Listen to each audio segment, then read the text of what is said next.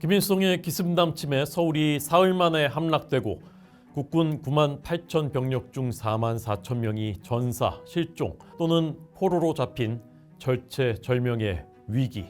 그러나 철저한 사전 대비로 북한군의 진격을 막아낸 전투가 있습니다. 이 전투가 있었기에 한강 방어선이 지켜졌고 유엔군이 참전할 시간을 벌었습니다. 이 전투가 바로 춘천 홍천지구 전투입니다.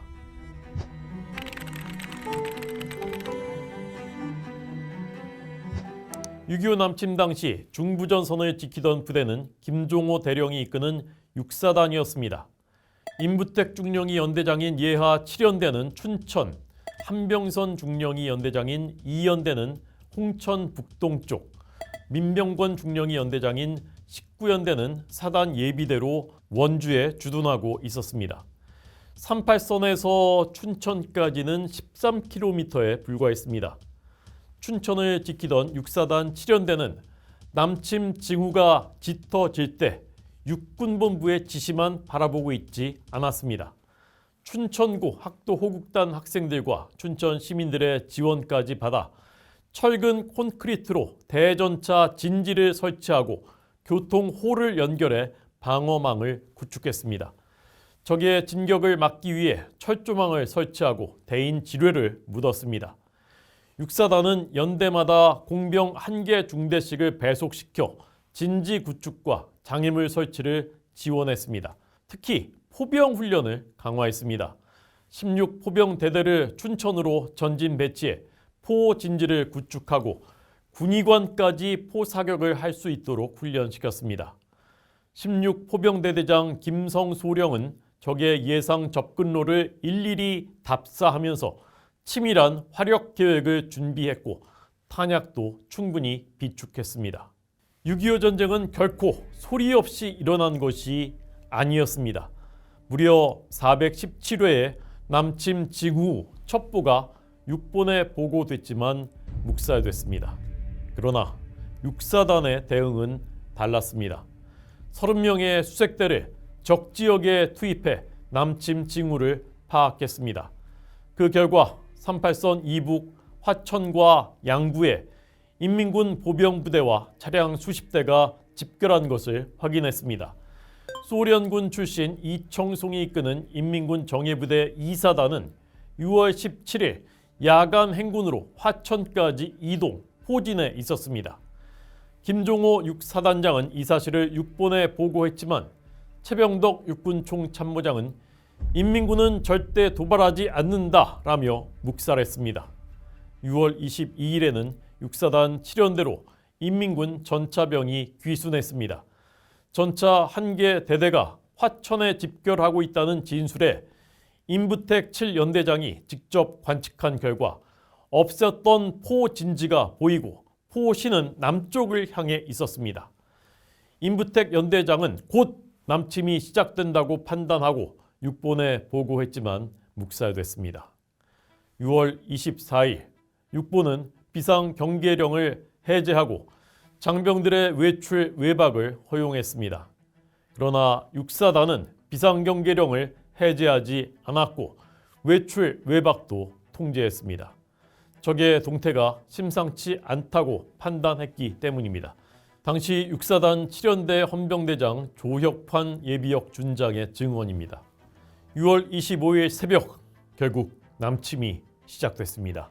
중부전선에는 새벽 5시부터 30분 동안 엄청난 폭격이 쏟아졌습니다.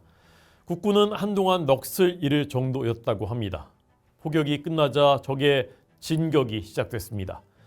안개마저 짙게 깔려 전초기지의 국군은 적군이 진지 바로 앞까지 육박해서야 알 정도였습니다.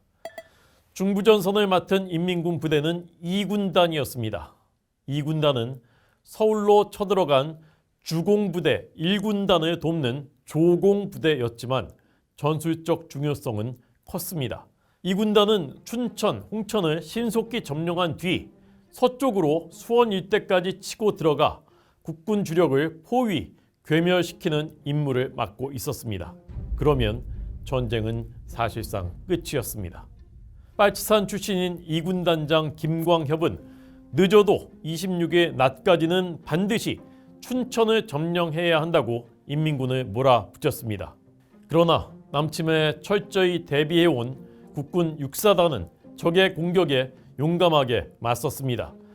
이미 38선상에서 여러 번 인민군과 크고 작은 전투를 치러본 장병들은 인민군이 별게 아니라는 자신감을 갖고 있었고, 공산주의의 실상을 체험한 뒤 월남한 청년들이 많았던 7연대 2대대는 특히 사기가 높았습니다. 인민군 2군단은 정예부대인 2사단 6연대가 두 번의 공격에 실패하자 25일 오후 6시 17연대까지 투입해 소양강을 도하하려고 했습니다. 소양강만 건너면 바로 춘천 시내였습니다. 국군을 가볍게 본 인민군은 은폐물조차 없는 가래모기의 보리밭을 따라 밀집 대형으로 밀고 내려왔습니다. 이때 육사단 포병의 화력이 빛을 발했습니다. 육사단 포병은 이미 고지에 포진지를 구축하고 훈련을 거듭해온 상태였습니다. 인민군이 사람이 없는 곳에도 무작정 포를 쏴대는 데 비해 육사단 포병은 전선에 가장 가까운 곳까지 가서 포격을 해 효과적이었고 낭비가 없었습니다. 보리밭은 누런데 적은 꺼멓게 파리떼와 같아 구별이 용이하여 목측으로 사격하였다. 조준할 시간 여유도 없었다. 포탄은 VT탄이 없어 순발신관을 썼다. 당시 육사단 16포병대대장 김성소령의 증언입니다. 쓰러진 인민군의 빨간 계급장과 흘린 피로 소양강 일대 벌판이 붉게 물들었다.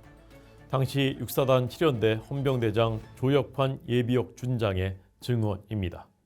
보병과 포병의 합동 공격으로 육사단 7연대는 적의 괴멸적 타격을 입혔습니다.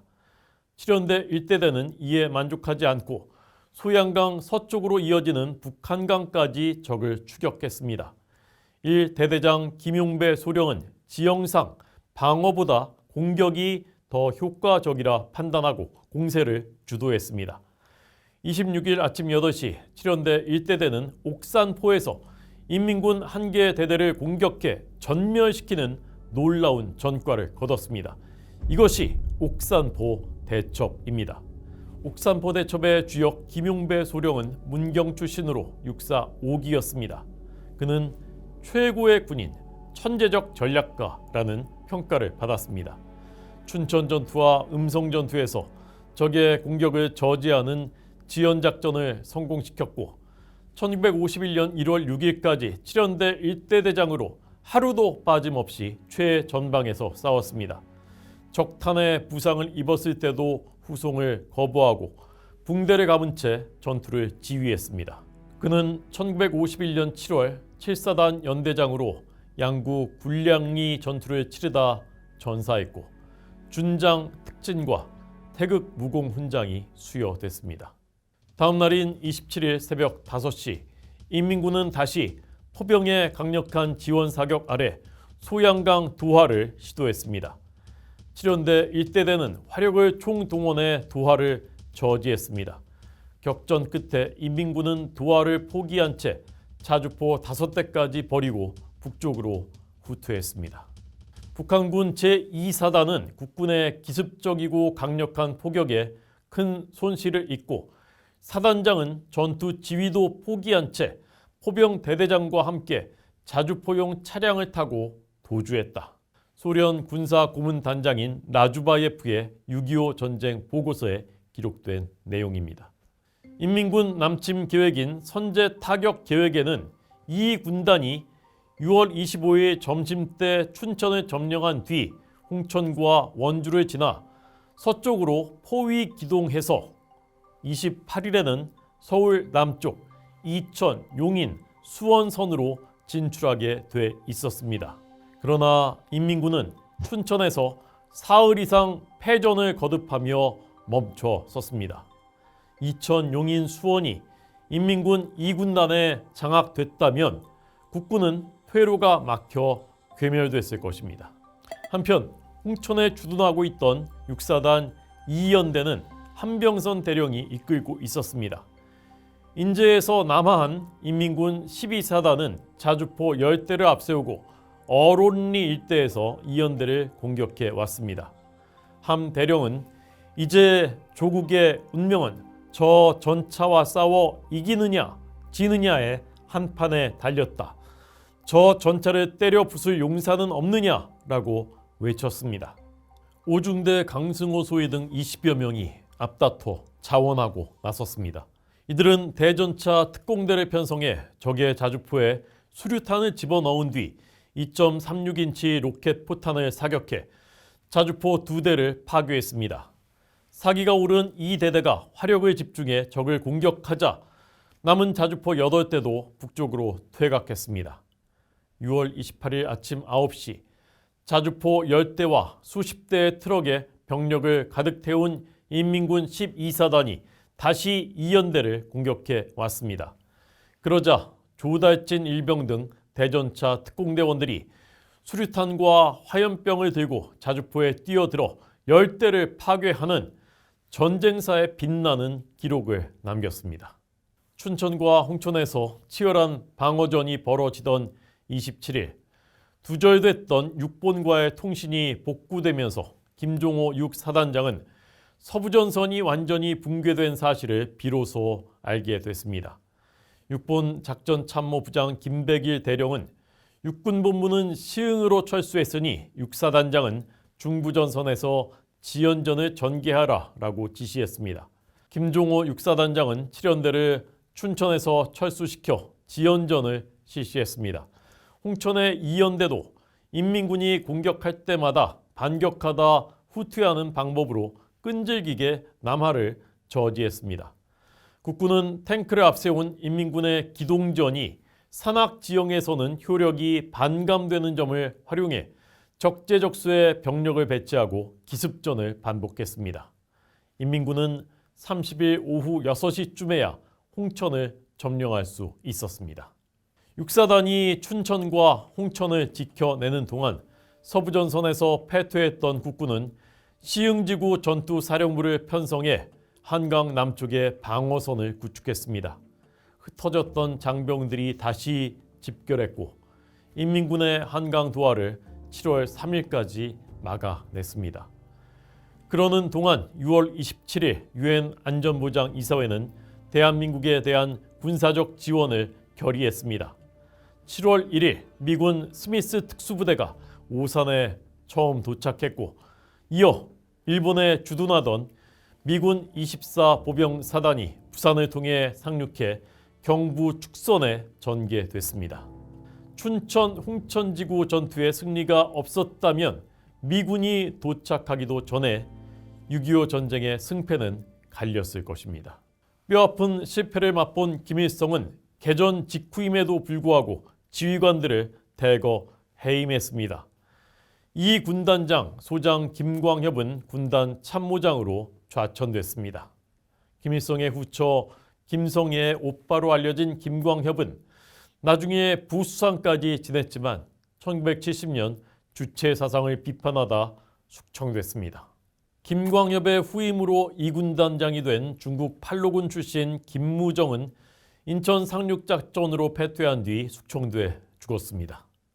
춘천 전투에서 전투 지휘까지 포기하고 도주했던 이 사단장 이청송도 해임됐습니다.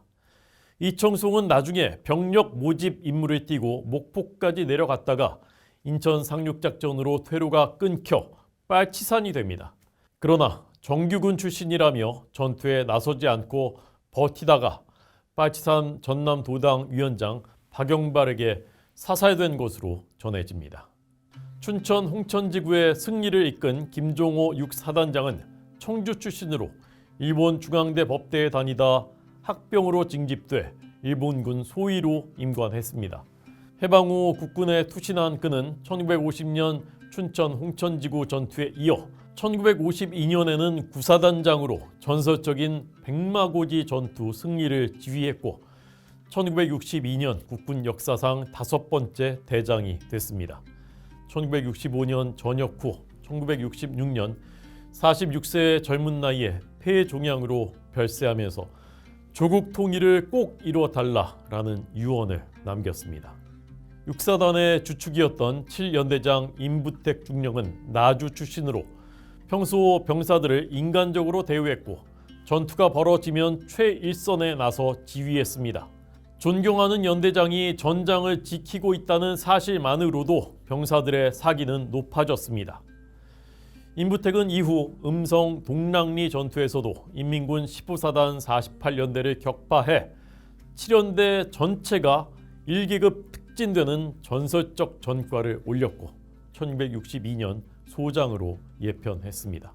6.25 전쟁 개전 당시 화천, 춘천과 인제, 홍천, 축선의 남북 병력 비율은 4.1대 1로 국군의 절대 열세였습니다.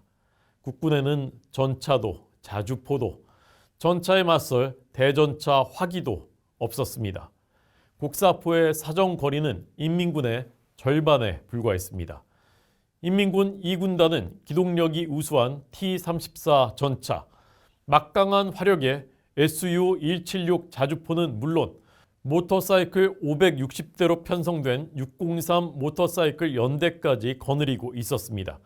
춘천, 홍천을 뚫은 뒤 이천, 수원 방면으로 신속히 전개하기 위해서였습니다. 그러나 국군 육사단은 장비와 병력이 열세라 하더라도 유비무환의 자세로 대비하고 철저하게 훈련한 부대는 적을 막아낼 수 있다는 사실을 보여줬습니다.